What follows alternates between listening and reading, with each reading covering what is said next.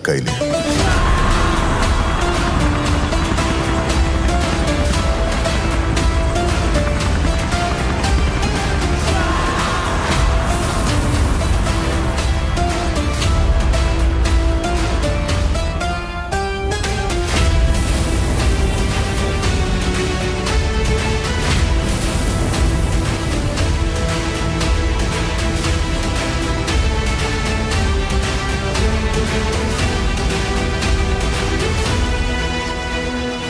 ಅವನನ್ನ KGF ಕಳಿಸಿದ್ದು ಗರುಡನ್ನು ಹೊಡೆಯೋದಕ್ಕೆ, ಆದ್ರೆ ಅವನು ಹೋಗಿದ್ದು KGF ನ ಆಳೋದಕ್ಕೆ.